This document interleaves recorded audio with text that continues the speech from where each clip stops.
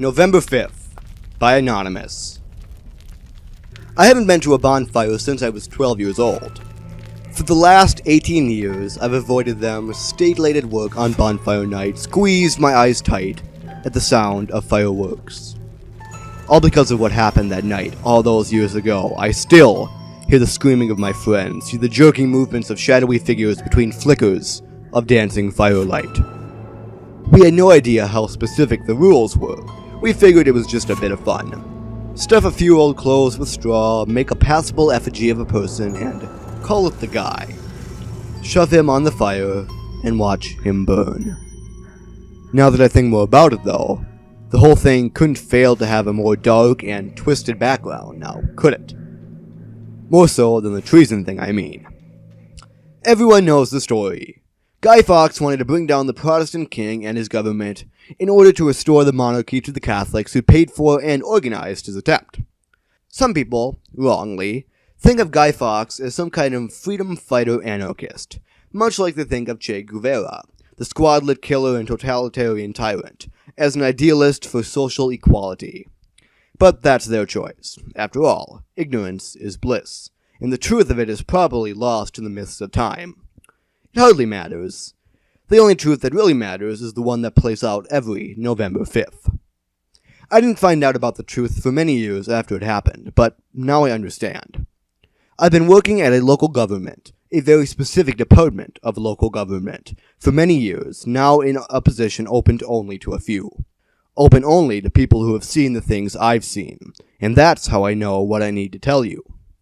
So I'll tell you what happened to me first, because it's the same thing that could happen to you, to anyone, to your kids after they tell you they're doing one thing and actually doing something completely different.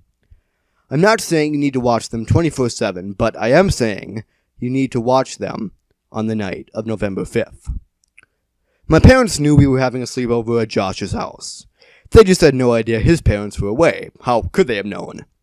I was pretty adept at lying through my teeth about such things at that age.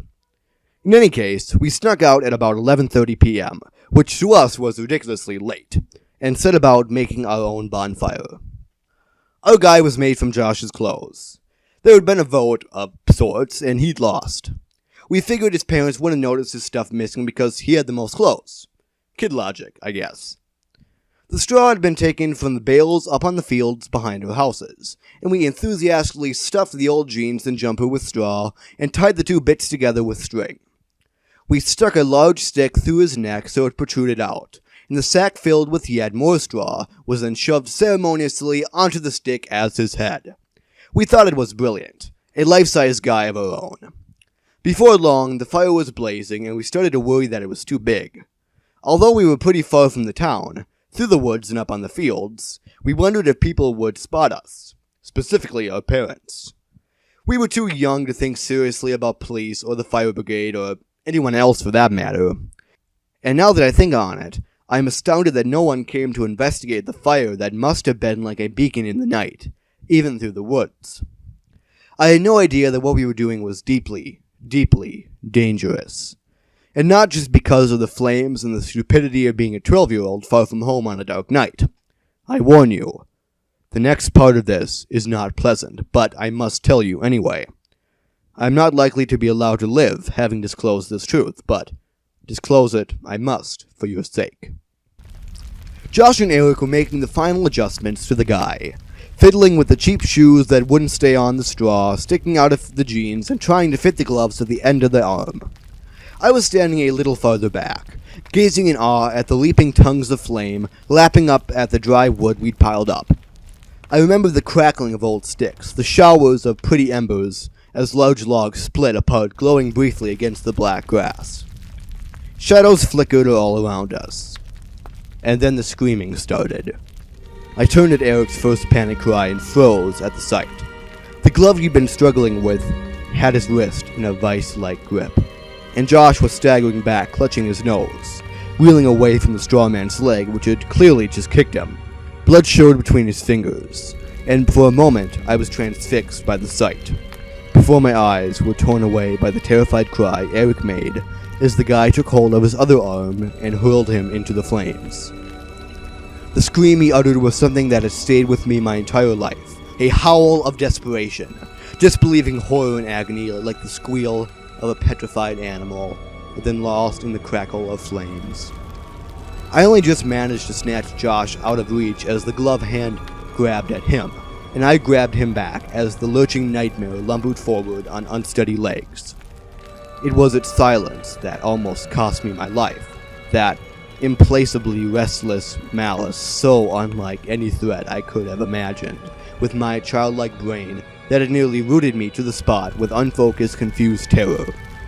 I hadn't even had time to process what happened to Eric, and I think the screaming in my ears was my own. The creature took another staggering step, its misshapen, filthy bag head wobbling unsteadily on its pole, its arms swinging as though ready to fall off. Josh ran at it, tears streaming down his blood-splattered face, and shoved it hard in the chest, trying to push it into the fire. He was screaming too. The thing was knocked back, its arms flailing, but it didn't fall into the flames. Instead, it snatched at Josh's hand, pulling him down with it. Josh fell on the other side of it, so that the straw man's back blocked him from sight as it rolled over. I tried to move, to answer Josh's ghastly screams for help, but I couldn't. I was motionless, impotent with fear. Josh's screams became gurgled as the thing made odd, frantic movements with its arms, which I realized were the hideous, dawning horror, with the motions of a man stuffing a guy with straw. Somehow at that thought, my mind cleared, and I ran forward, saw what was happening to my friend. The sight has never left me. Josh, lying by the fire, his hair catching alight, his eyes staring unseeing at the stars overhead. Orange light and black shadows played over his dead face, his features frozen in a look of unutterable horror. And the straw demon, forcing more and more straw into his chest cavity, not caring that my friend was already gone. Again and again, its gloved hand thrust more straw inside him, as though oblivious to all else. I don't know what I was thinking. All rational thought had long since gone from me. But from somewhere far away, I saw myself dive at the monster, yelling in that primal, terrified way humans have always yelled when fighting a last stand against a superior foe. But the thing was unbalanced. Hunched as it was over the body of my friend, it was unable to steady itself, and it fell easily to the side, knocking into the hungry fire. It was instantly ablaze. The old straw burst into flame with an almost impossible speed, the brilliant light and heat consuming it within moments. I stepped back, watching in grim horror as the thing withered and danced, flailing uselessly at its tormentor, before collapsing, lying like just another guy burning on a bonfire. I turned and fled. I'm not proud of that. I left Josh and Eric up there, and I didn't look back. I spent the night outside Josh's house because I didn't have the keys. In the morning, my parents found me sitting motionless by the front door, my arms around my knees. I managed to garble out what happened, and from that they and the police figured we'd been attacked by someone or something. They didn't believe my story as I told it, of course, and put most of it down to a child's shock. The remains of the bonfire were searched, but no sign was ever found of Josh or Eric. Somehow or other, news of my story eventually found its way to the ears of the instantly named Department for Fire Safety at the local council. It's their jobs to make sure such things don't happen, and before long, I'd been inducted into their ranks. That's where I learned the truth, and was forbidden to tell it. But tell it I will, if only to keep you safe, or possibly to get my own back a little. I have no love for my employers, as you've probably deduced from all this, and I don't agree with their methods. The point is, the first guy of the year, the first one completed on November 5th, contains the restless and tormented spirit of the man himself, Fox, condemned eternally to return and be punished over and over and over again. It's ghastly, it's horrific, but that's just how it is. I'm so used to it now the story doesn't affect me anymore, which I suppose is part of the reason I hate my job, for what it's done to me. Anyway, the church is always known, and back in the old days, firewood was hard enough to come by as it was, so no one built their own bonfires. It was all controlled by the churches, and they had largely made sure people were safe, and the punishment went on, year after dreadful year. But as times changed, the secular authorities like the ones I work for took over, and the job became less about keeping people safe and more about keeping the awful truth a secret.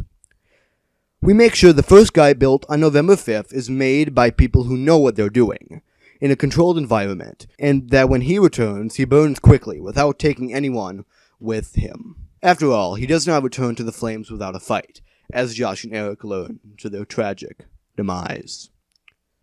Unfortunately for us, we built our guy shortly after midnight on the 5th of November, in a spot, coincidentally, between the council patrols. No one stopped us finishing that effigy. No one checked with the lab whether it was safe. It sometimes happens. And the cleanup operation is usually a logistical and public relations nightmare, with the focus almost entirely on hushing it. I can't stand it anymore. The witness relocation programmers, the hush money, the 24/7 surveillance of survivors, it's wrong. It's all wrong. I think people would rather be trusted to face the issue themselves. So, now you know.